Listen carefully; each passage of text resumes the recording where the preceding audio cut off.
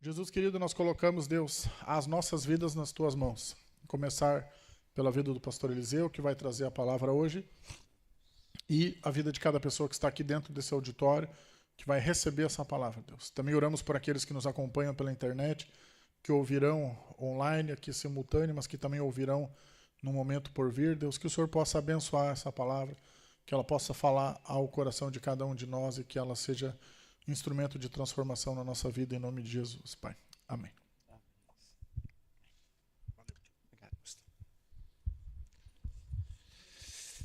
Boa noite, igreja.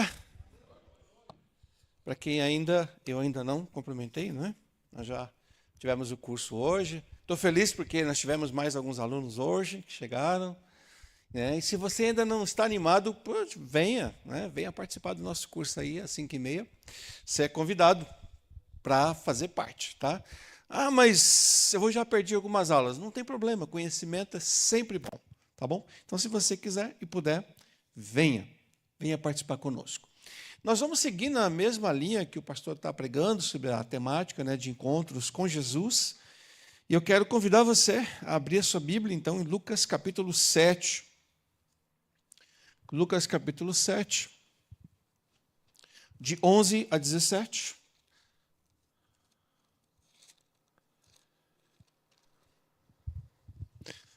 Umas curiosidades sobre esse texto.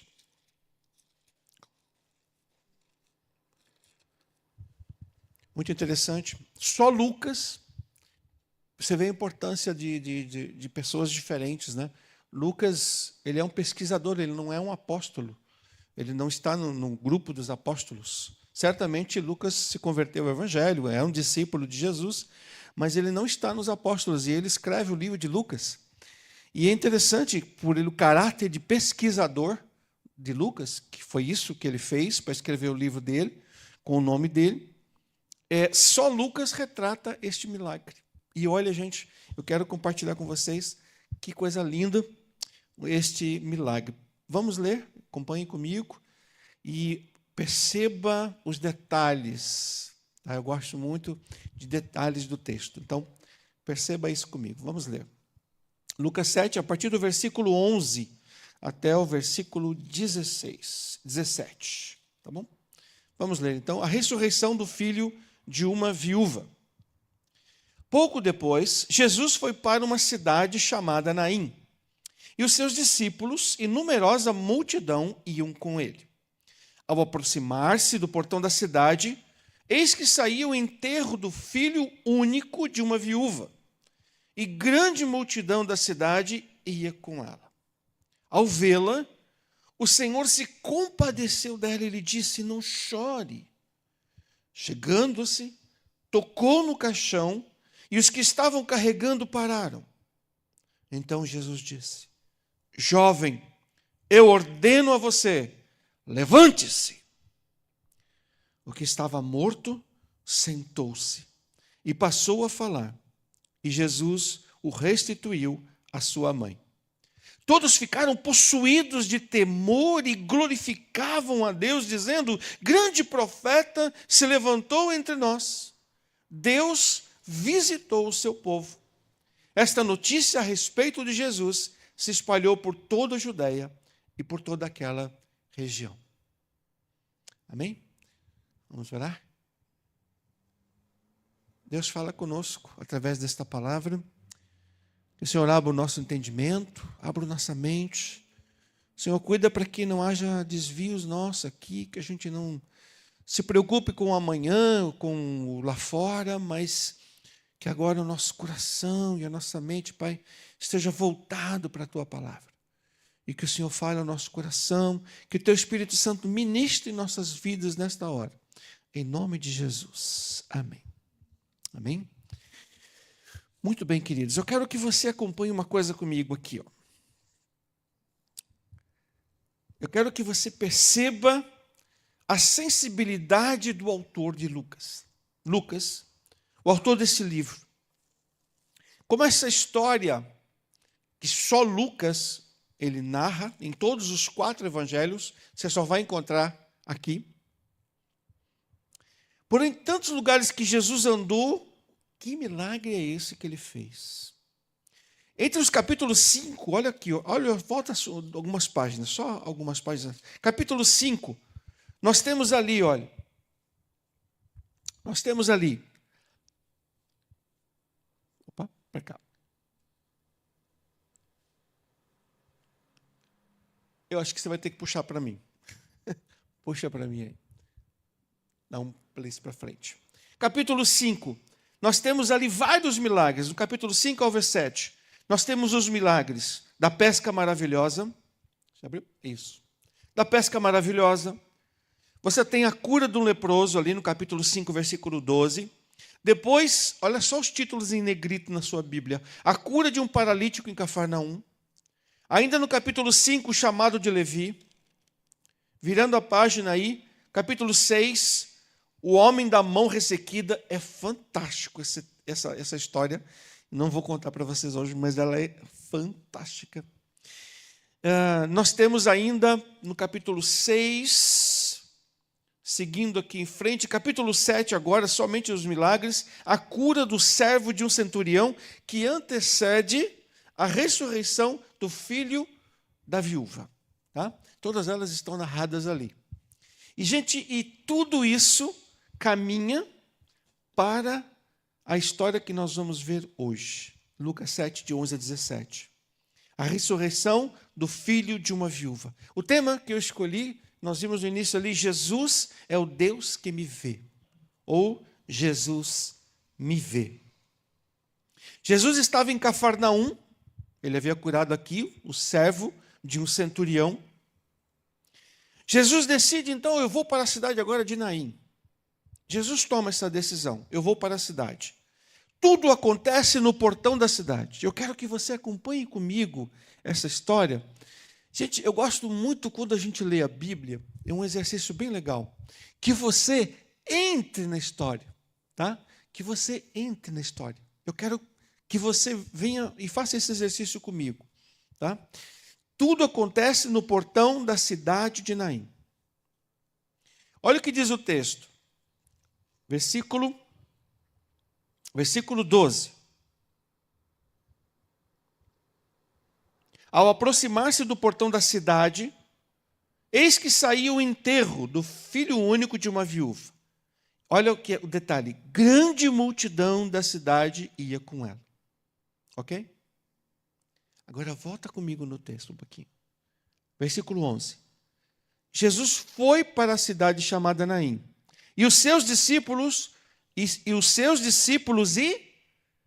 eu não sei como é que está na sua versão, mas na minha versão diz, numerosa multidão ia com ele.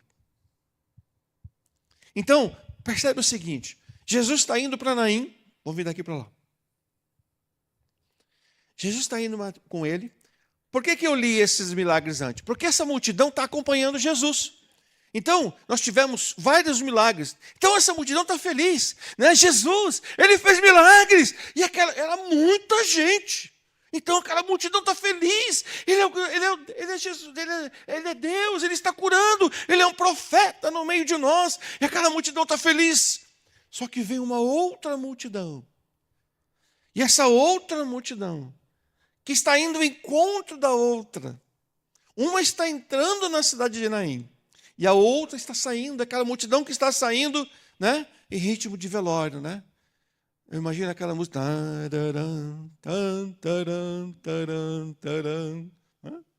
E aquele povo triste, chorando a morte do filho da viúva. Entra no texto. Imagina aquela multidão, aquele alvoroço, né? Nossa, o que milagres que esse homem faz, que coisa maravilhosa, como ele faz milagres maravilhosos.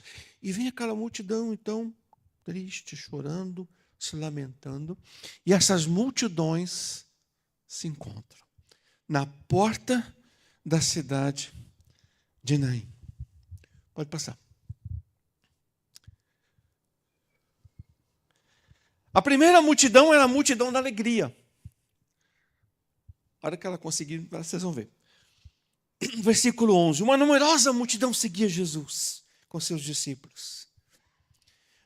Versículo 17 nos mostra que era uma multidão né, que andava com Jesus, ele vem desses numerosos milagres, viram curas de doenças, pessoas sendo curadas, libertas, homens ou pessoas endemoniadas, demônios saindo daquelas pessoas, e aquela multidão vislumbrada, alegre, feliz com os milagres que Jesus estava fazendo. A multidão da alegria. Eles estavam felizes.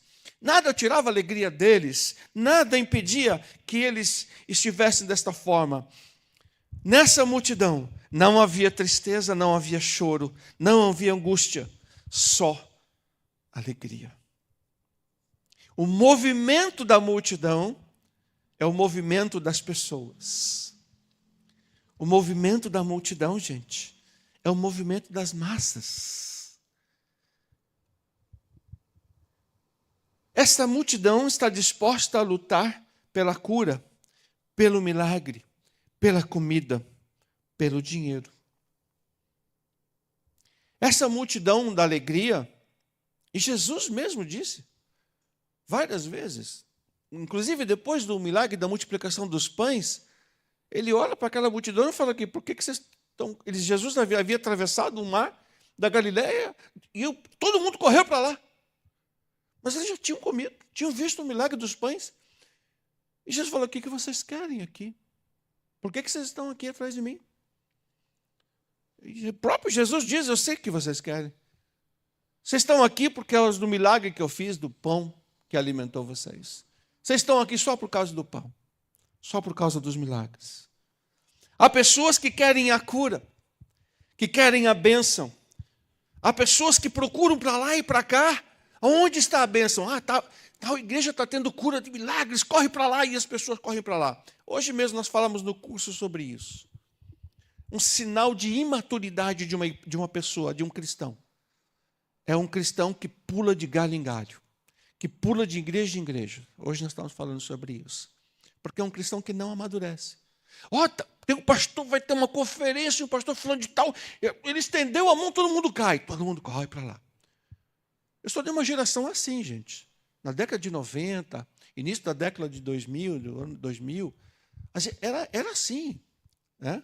E eu falo porque aqui no Brasil aconteceu vários movimentos de pessoas que vinham de fora, né? E jogavam o casaco, né? O paletó, e a multidão caía desvairada, caía no chão.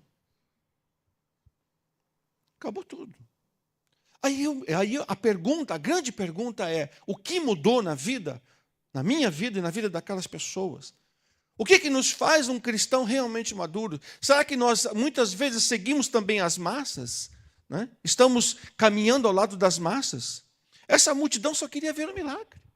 Essa multidão da alegria aparente era a multidão da cura, era a multidão dos milagres, era a multidão consumidora do evangelho. Elas estavam ali com Jesus, porque elas queriam um milagre. Elas queriam ver a glória, a bênção de Deus. Né? Os milagres maravilhosos, os demônios saindo das pessoas e as pessoas sendo libertas. Mas era só. Compromisso não. Só o milagre. Só o milagre. Essa é a multidão da alegria que anda atrás de Jesus. Eles querem só a bênção. Pode passar. Eles querem só a bênção. Não o Senhor da bênção. Essa multidão não quer mudança de vida, não quer compromisso com o Senhor da bênção. É uma multidão que corre a passos largos atrás de Jesus. Mas sabe qual é o problema dessa multidão da alegria? Que o próprio Jesus recriminava, por que vocês estão correndo atrás de mim o tempo todo? É a mesma multidão que lá no final dos evangelhos, em cada final do evangelho você vai ler isso. O que a multidão gritava? Crucificam, crucificam. É a mesma multidão. Sabe por quê? Porque a multidão que não estava gritando crucificam, estava sendo perseguida por Roma. Estava sendo perseguida. E os discípulos tinham medo. Lembra quando Jesus foi preso? O que aconteceu com os discípulos? Todos eles fugiram de medo. Se Jesus foi preso, eu também vou ser preso. E fugiu. Essa é a multidão que entende o seu papel. A igreja, ela sempre vai contra a maré, gente. Ela sempre vai contra, muitas vezes, o caminho que a maioria está tomando. A multidão que só quer a benção. Sabe o que essa multidão vai receber? Como palavras de Jesus no final? Não vos conheço. Mateus 25, 12. Não conheço. Não sei quem é você. Apartai-vos de mim, não te conheço. Nós falávamos sobre isso hoje, que o cristão, ele precisa amadurecer para que ele possa alcançar a maturidade. E junto com a maturidade, num relacionamento íntimo com Deus, ele também adquire capacidade para discernir o bem e o mal, para discernir as coisas certas e as coisas erradas. Nesse relacionamento com Deus, onde a palavra de Deus, ela é autoridade na minha vida. Mas há a multidão da tristeza. Há a multidão da tristeza. Versículo 12. Uma multidão está chegando na cidade de Naim, que é a multidão da alegria, e uma multidão está saindo da cidade de Naim. Saindo pelos portões. Uma chegando, querendo entrar, e a outra saindo, porque estava a caminho de um enterro. Diferente da multidão das pessoas felizes que seguiam a Jesus, essa multidão consiste de pessoas de corações tristes. Pessoas que sentiam a dor daquela mulher que havia perdido seu filho, o único filho. E pelo que o texto diz, o marido dela também, porque ela era viúva, então o marido dela também já tinha morrido. E o seu único filho, que talvez fosse um filho que o ajudasse, que trabalhasse, que ajudasse a manter a casa, agora ela estaria sozinha. Viúva do marido e também agora perdera o seu filho, único filho. Talvez estavam ali com ela naquela multidão que saía da cidade para o enterro, amigos, parentes, vizinhos que choravam ao lado dessa mãe que perdera o seu único filho. Ainda existem pessoas sensíveis à dor do outro. À luta daquela mãe, muitas pessoas estavam sensíveis. Essa multidão, ela não conhecia Jesus.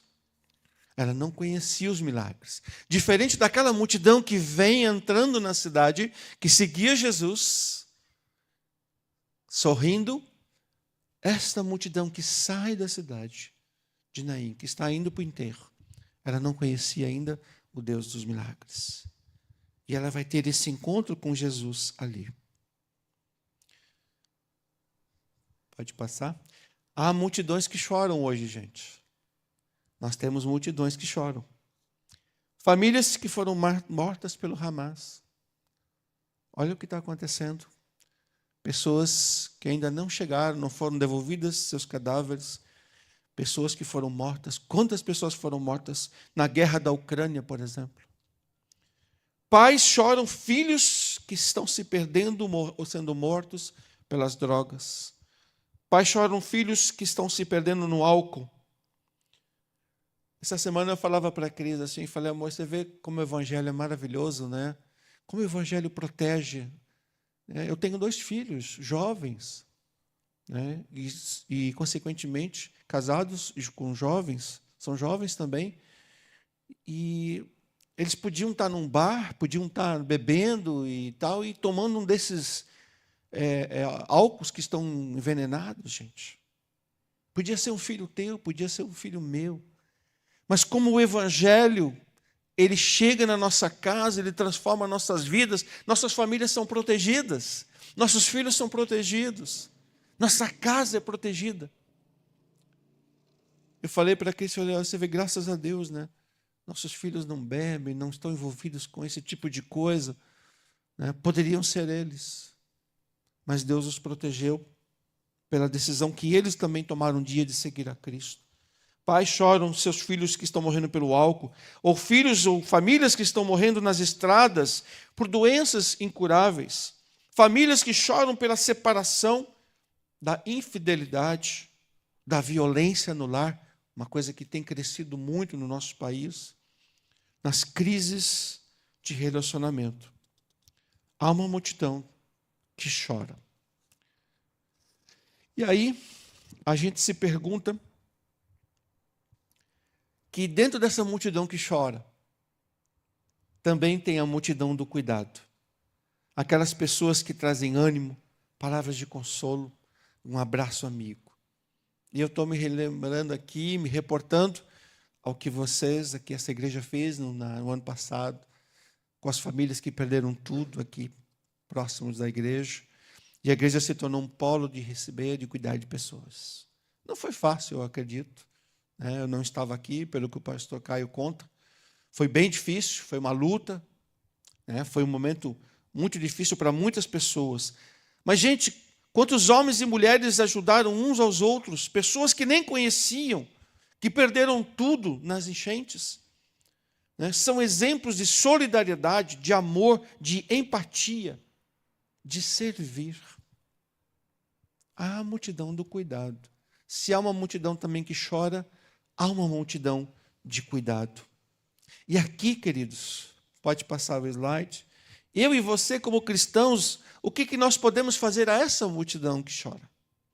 A igreja tem a resposta.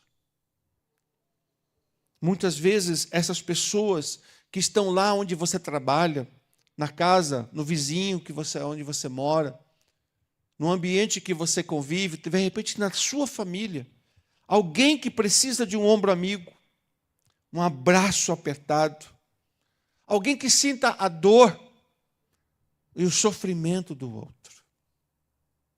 Quantas pessoas estão assim hoje em dia, precisando? Às vezes a gente fala assim, eu não sei falar de Jesus, eu não sei pregar o evangelho, eu não sou evangelista, não tenho essa habilidade de pregar o evangelho e tal.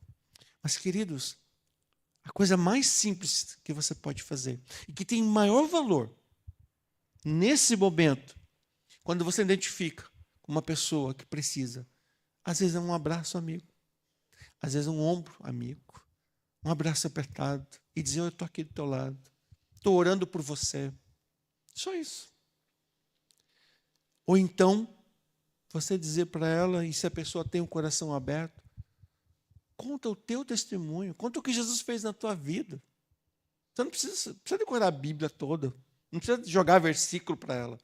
Conta o que Jesus fez na sua vida. Só isso. Como você aceitou Jesus, aonde você estava, como foi aquele momento, é isso. Eu lembro de uma história que eu vivi, vou contar para vocês uma história minha, pessoal. Eu trabalhava numa empresa e eu recebi um convite para trabalhar nessa empresa, e eu aceitei, fui trabalhar. Era uma empresa, fui trabalhar na área de contabilidade. E eram 5 mesas. Então, tinha vários setores assim, tinham toda carreira de mesas, 5 mesas, e era num salão bem grande, maior que esse aqui. E eu trabalhava numa das mesas. Eu assumi um posto ali e tal. Eu não sabia o que tinha acontecido, não fazia nem ideia. E eu tinha uma pessoa que, antes de mim, era o rapaz que fiscalizava o que eu fazia, e depois de mim tinha um rapaz que me dava o serviço. E os dois, eu não sabia, eram amigos de uma pessoa que saiu do lugar que eu estava, que eu entrei. Então, eu entrei no lugar de uma pessoa que era amigo deles. Eu descobri isso depois. Gente, eu fiquei 1 ano naquela empresa. Mas que perseguição. Esse rapaz era espírita, que sentava do meu lado, e o outro não era nada, mas ele era muito assim, um cara muito difícil. Como ele tinha que me ensinar o serviço e ele supervisionava o que eu fazia, muitas vezes a coisa ficou tão grave, assim, para vocês terem uma ideia, que esse rapaz, a gente recebia uma pasta com a documentação para você processar no dia. E aí, ao invés de ele vir à minha mesa e colocar a pasta, ele pegava a pasta e jogava assim. Pá. E uma vez, ele jogou a pasta na minha mesa, ele jogou para cair em cima da minha mesa. E a pasta era aquelas pastas chamadas Z, já lembra? Que ela abriu e voou tudo assim, ó, mas voou tudo para o chão. Você pensa que ele foi pegar? Ele foi pegar. Não. Sabe o que aconteceu? E toda vez que acontecia isso, eu ia lá, pegava as coisas e tal. As pessoas do setor se levantou e falaram assim: pô, cara, faz direito, rapaz, põe a pasta em cima da mesa dele, Para que jogar? Eu não falei nada, eu ficava sentado. Põe a pasta lá, para que jogar desse jeito? Para que fazer isso? Ele está aprendendo o serviço. Sua obrigação é ensinar. O pessoal do setor se levantou e fazia isso. E eu falava, Jesus, como é que eu vou fazer? Na hora do almoço, tinha uma jogatina, né? O pessoal jogava carta. E como eu almoçava rápido, eu voltava, eu pegava, colocava a Bíblia na minha mesa e eu ficava lendo a minha Bíblia. Isso incomodava mais ainda, né? Isso incomodava pra caramba. Eu não falava nada. Eu acabava de almoçar, vinha para a minha mesa, sentava e abria a minha Bíblia e ficava lendo. E o pessoal, no fundo, ficava jogando dinheiro, carta, tal. E dava aquela barulheira, fazia aquilo para...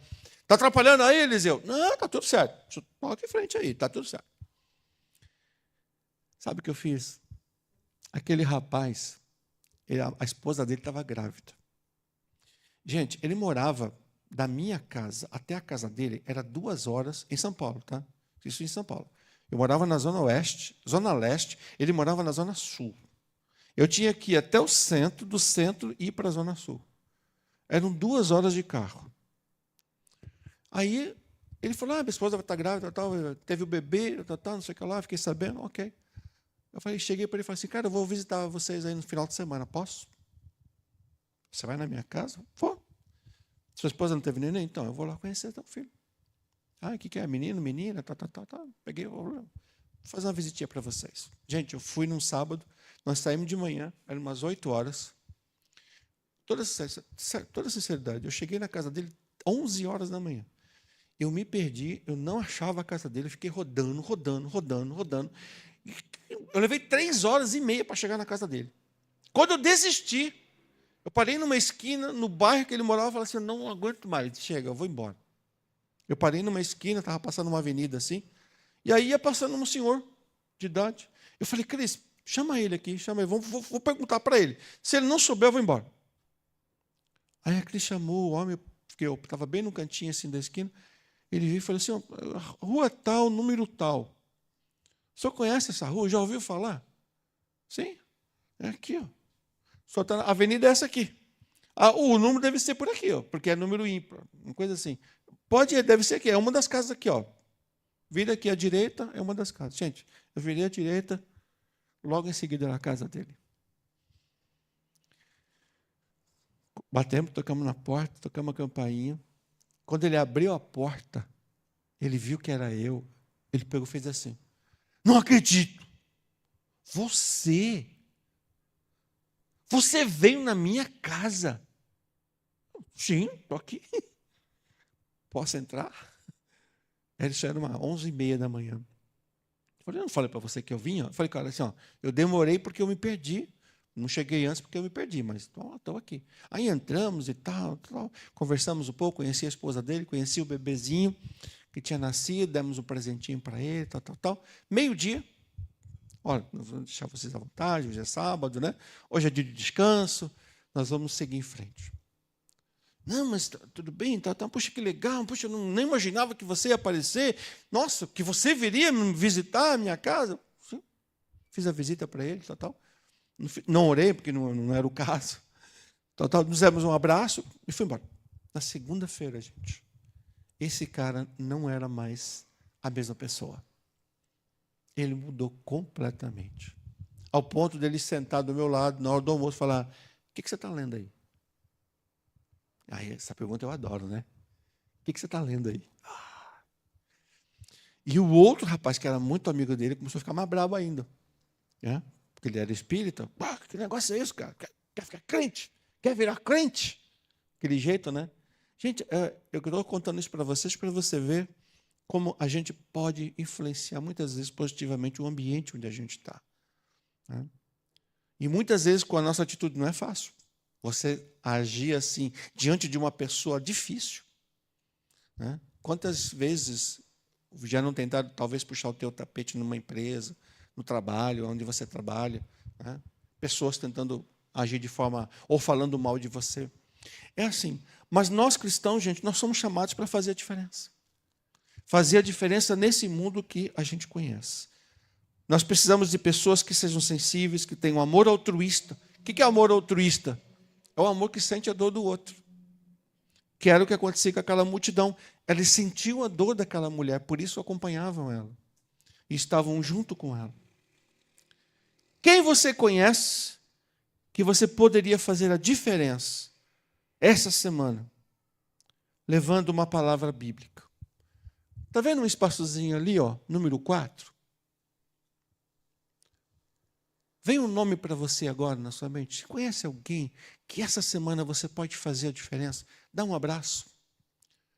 Ou ligar para a pessoa e falar assim, olha, estou orando por você.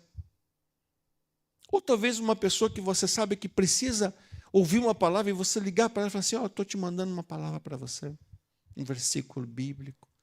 Você pode fazer a diferença na vida de alguém essa semana? Que tal fazer esse exercício? Ali está o desafio. Anote o nome dessa pessoa. Coloca ela na tua mente, ou põe no teu celular. Põe em algum lugar. Faz algo essa semana. Manda uma palavra. Manda um abraço. Né? Não manda aquelas coisas prontas, aquelas coisas cheias de frufruzinha. Não, manda uma coisa assim, tranquila, séria. Se você quiser, grava um vídeo. Eu já fiz isso. Faz toda a diferença, gente. Quando uma pessoa está esperando uma palavra de alguém, e ela recebe, e ela não acredita que você mandou, ainda mais quando ela não está esperando, faz toda a diferença na vida de alguém. Vamos aceitar o desafio? Vocês aceitam? Vamos fazer isso essa semana? Amém?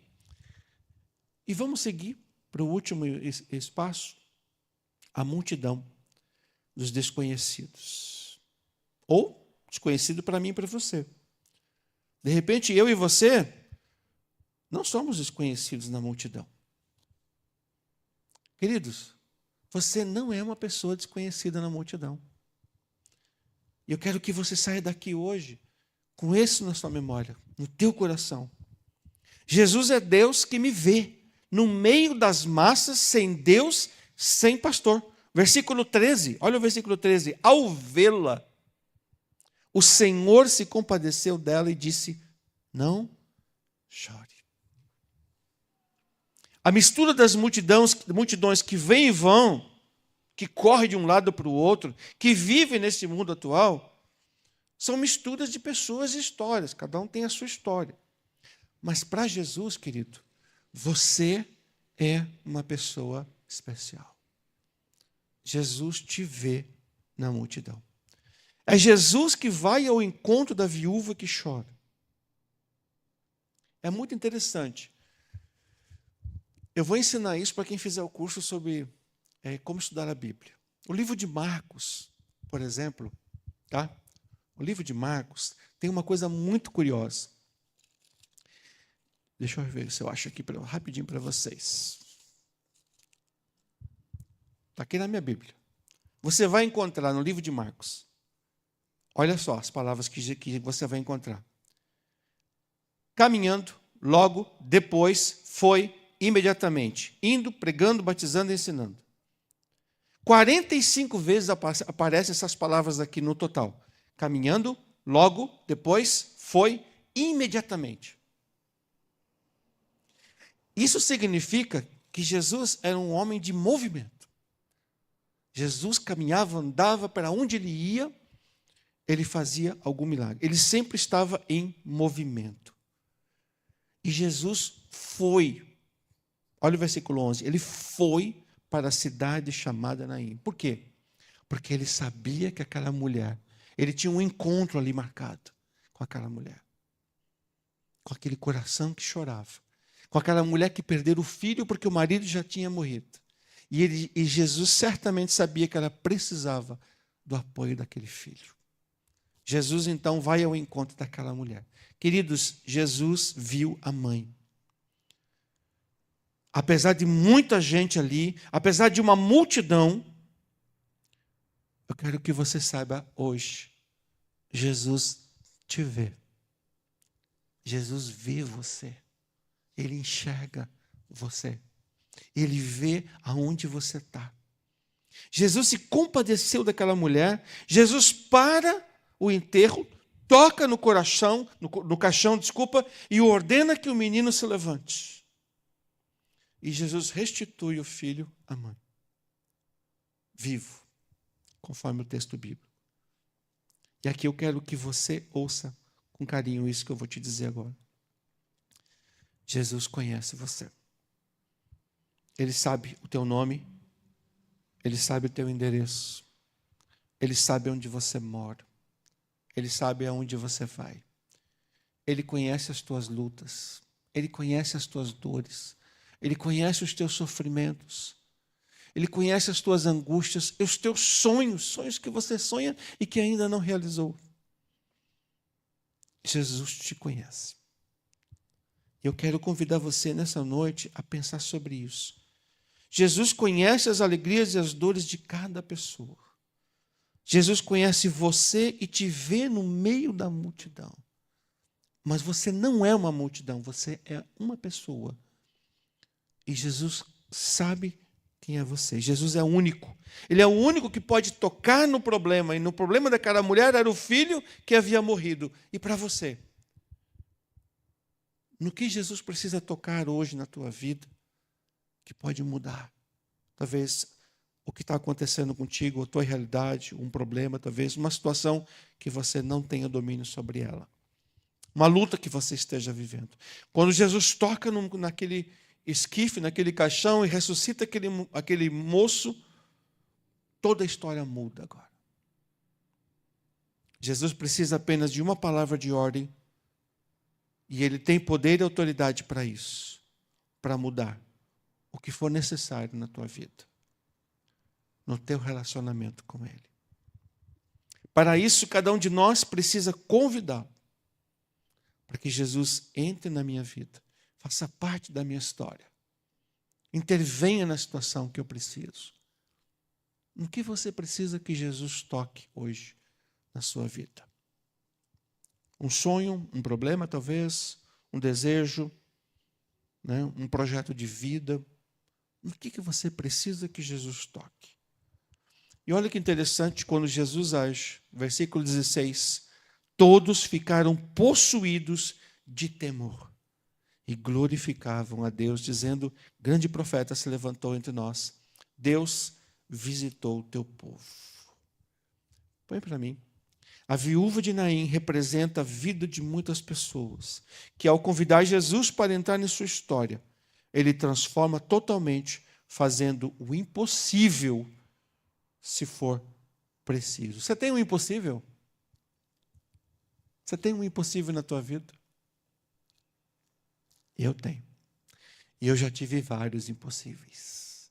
Sabe aquela situação que você não pode fazer nada? E parece que a gente precisa chegar nesse ponto, onde você não tem mais ação, você não tem mais controle, todos os recursos já foram feitos, tudo que você podia fazer já foi feito. E agora só o impossível pode mudar.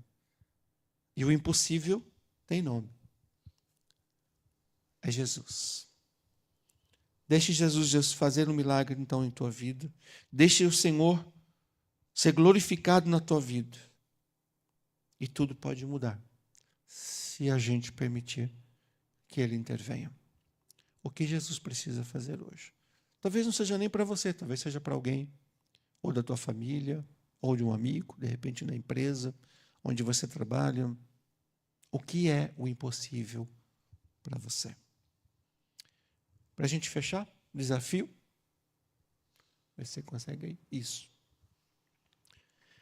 Eu convido você a sair do meio da multidão dos céticos, dos sem igreja, dos sem Deus, dos incrédulos. A gente está vivendo um tempo assim tão triste, né?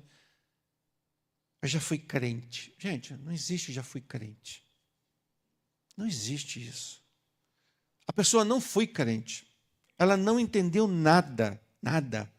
Nós estamos estudando lá na autoridade da Bíblia, né? Que hoje nós falamos sobre isso. Que o objetivo, quando eu conheço Jesus, o objetivo dele é que eu chegue à maturidade, que eu deixe de ser criança, que eu pare de agir como criança, muitas vezes na fé, na vida espiritual, fique pulando de igreja em igreja.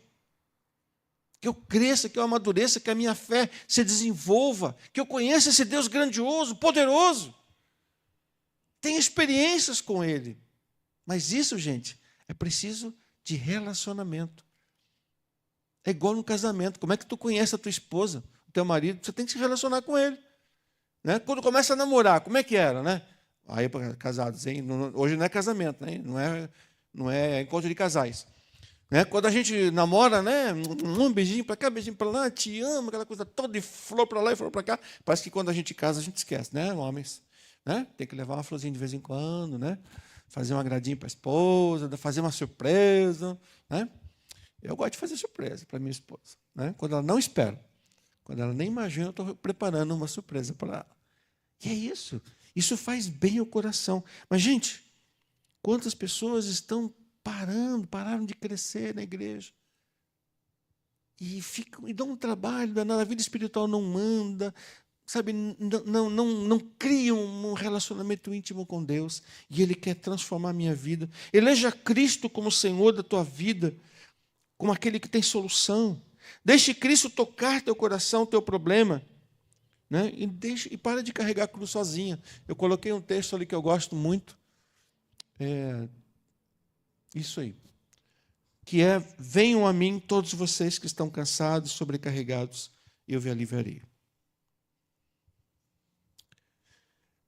Só para fechar, a mulher que chorava, que saía de Naim ao enterro, agora se junta à multidão da alegria. A multidão que chorava, agora se alegra com a mulher e se alegra com o milagre. E as multidões agora são impactadas pela presença de Jesus. Quem você vai impactar pela presença de Jesus na sua vida essa semana? Eu vou deixar aqui o desafio para você. E para a gente encerrar, eu gostaria que você... Vem um nome na tua mente aqui? Uma pessoa ou duas? Eu queria que você orasse agora por ela. E a gente vai fazer esse exercício. Vamos lá? Vamos orar? Ore por essa pessoa agora. E fala: Senhor, eu quero falar com fulano. Eu quero mandar uma palavra para ela. Ou eu quero mandar uma oração para ela. Eu quero dizer para ela que Jesus ama ela. Eu quero dizer para ela que o Senhor a ama, que o Senhor tem poder para ajudá-la nesse sofrimento, nessa luta, nessa angústia que ela está vivendo. Um nome, uma pessoa só, se você puder. Ore agora por ela. E fala: Senhor, me dá uma oportunidade essa semana. Eu quero ser bênção na vida dessa pessoa, Senhor. Eu quero ajudar que a alegria do Senhor invada o coração dela. Como a alegria invadiu o coração daquela mãe que havia perdido seu filho e que Jesus ressuscitara. Eu quero que ela também conheça essa alegria de ter a presença de Jesus na vida dela. Ore por essa pessoa agora, por essa família, seja criança, adolescente, jovem. Olhe por ela. Deus Santo, eu quero te louvar por essa experiência, por essa narrativa, por essa história que nos impacta nesta noite. Como a presença do Senhor Jesus mudou a história daquela mulher, Senhor. Num ato de poder e autoridade. Eu creio que o Senhor tem poder e autoridade para fazer o impossível na nossa vida e na vida das pessoas que estão à nossa volta, Senhor. Mas nós precisamos crer no Senhor. Nós precisamos crer nesta promessa de que o Senhor pode todas as coisas. Obrigado porque o Senhor nos conhece, sabe o nosso nome, sabe onde moramos, sabe tudo sobre nós, conhece a nossa história. De nós que estamos aqui na igreja, daqueles que estão nos ouvindo pela internet, o Senhor conhece a história de cada uma dessas pessoas. E o Senhor tem poder para intervir. Ó Deus, em nome de Jesus, visita cada um de nós. Faz-nos bênção na vida de alguém essa semana. Faz-nos bênção, Senhor, na vida de pessoas que nós amamos. Faz-nos instrumentos de graça. Que o teu poder se manifeste. E haja mudanças em nome de Jesus. Obrigado por nos ouvir, Senhor. Obrigado por essa história. Obrigado por este milagre. Obrigado porque o Senhor é o Deus que transforma o nosso choro em alegria. Pela tua presença em nossas vidas. Louvado seja o nome de Jesus. A Ele toda a honra, toda a glória, todo o louvor, todo o poder. Amém. E amém. Ficou o desafio? Amém?